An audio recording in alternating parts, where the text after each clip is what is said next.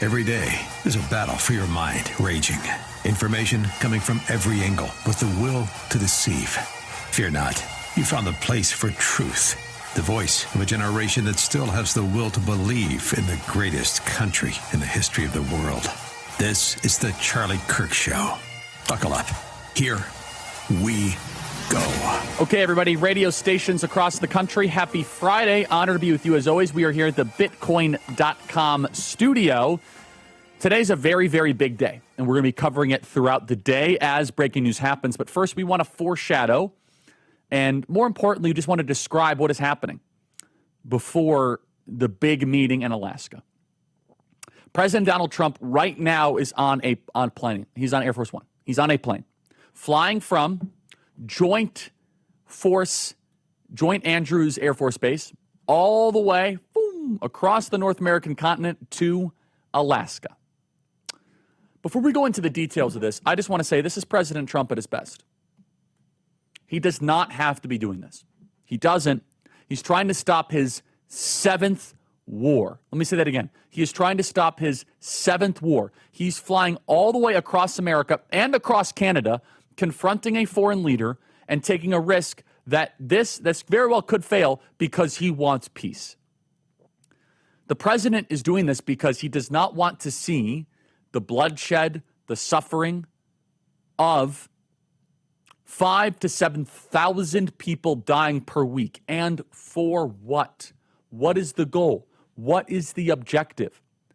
And if it's 5,000 to 7,000 people a week, you're talking about 300,000 to 400,000 people a year, generations of young Ukrainians and Russians, because the Russians matter too. The Russians are made in the image of God here too, plus all the casualties and all the refugees. And for what?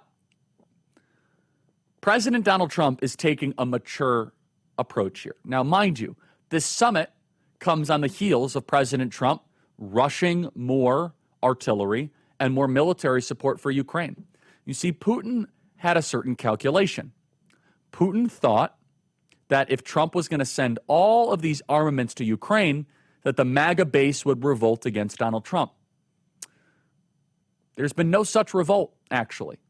We might not love the idea of further armaments, but we trust the president, and we have confidence in the president that he's using that towards a peace settlement.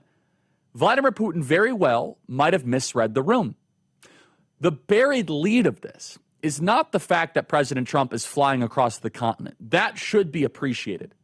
But instead, why is Putin flying?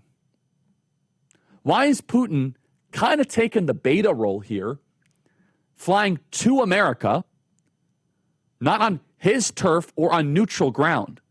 What is Putin doing? That's the part that has fascinated me throughout all this, and I want to explore that together. Because Putin doesn't have to be sending in tons of aircraft. Reports are showing he's bringing in like 500 people, and they're flying in planes. I mean, a lot of ordinary Russians are pretty angry about this summit. So what is Putin doing here?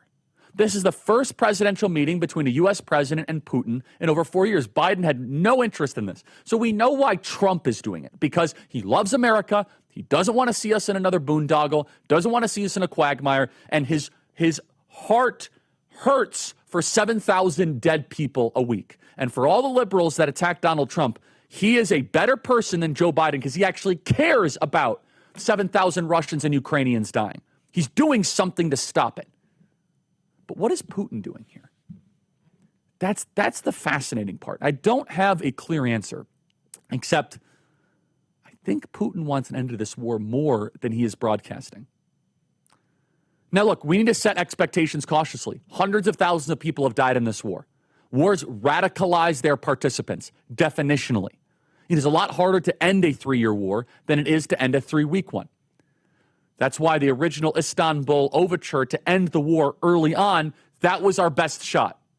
Because when you get deep into a war, they say, well, they bombed this church and they bombed this village and they did a drone strike and they did an attack and they put their bombers, blah, blah, blah, blah, blah. Therefore, we must keep on escalating. Wars have a tendency to do that. Russia has 3 core demands for peace. Neutral Ukraine. This is the key. This is the Russia's the big three. And no other program is going to tell you this. And we got this from Professor Mersheimer. He said this on the Tucker Carlson program, and it was really, really important. Professor Mersheimer said, these are the three things. A neutral Ukraine, not in NATO, and no U.S. security guarantee. No offensive Ukrainian military capability, and recognition of Crimea plus the 4 oblasts annexed by Russia. Now, are those 100% required? The answer is we don't know, because the Washington foreign policy establishment has refused to ever negotiate. How do you know what Russia wants when you can't negotiate? They refused before the war, and they blew up negotiations, as I mentioned, in Istanbul, and that was our great moment. Oh, Istanbul was such a human rights crime. Boris Johnson and Tony Blinken and the U.S. security establishment did something unspeakably evil. There was a chance to end the Russian-Ukrainian war, and the Russians were willing to do it in the first couple of weeks. I think it was 10 days in. And we said no.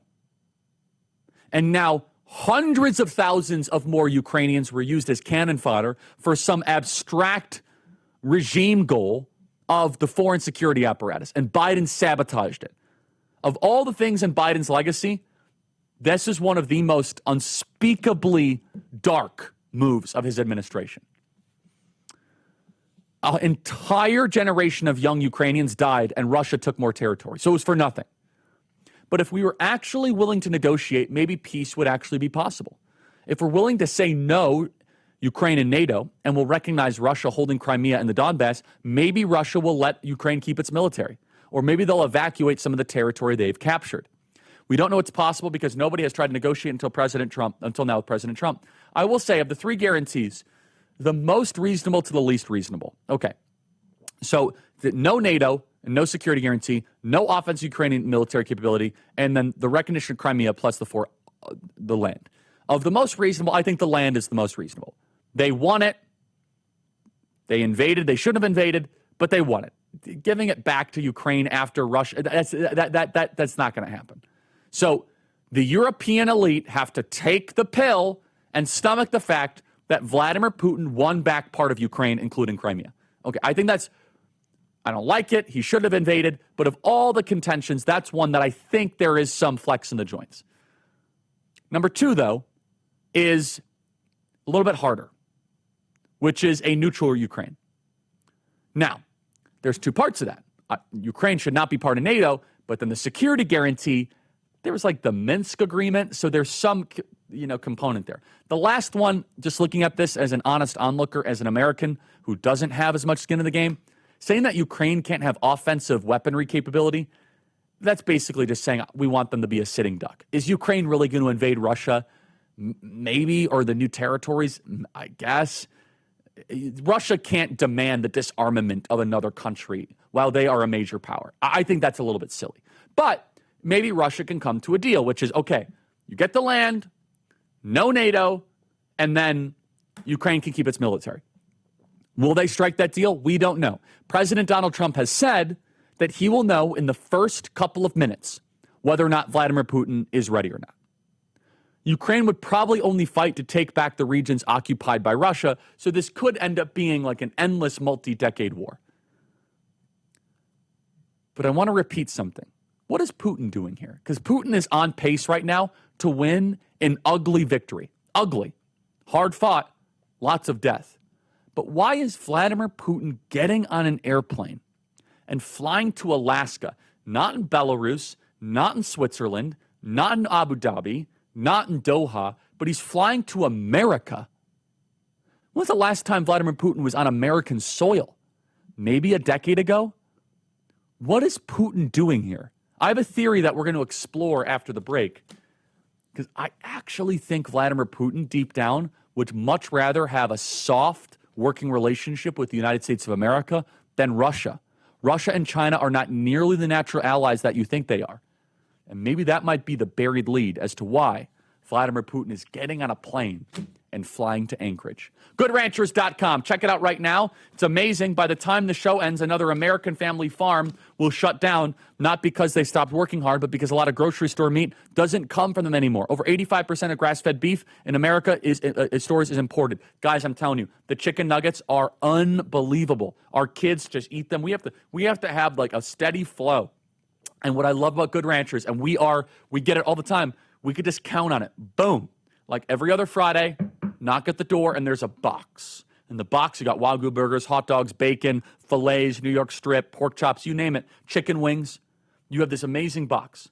With football season coming up, by the way, football season starts a week from tomorrow. Get stocked up. What's better than having a little football on, grilling some Wagyu burgers, little chicken wings? That's GoodRanchers.com, promo code Kirk. By the way, eat more steak. Steak is good for you. GoodRanchers.com, promo code Kirk. GoodRanchers.com, promo code Kirk. Be right back.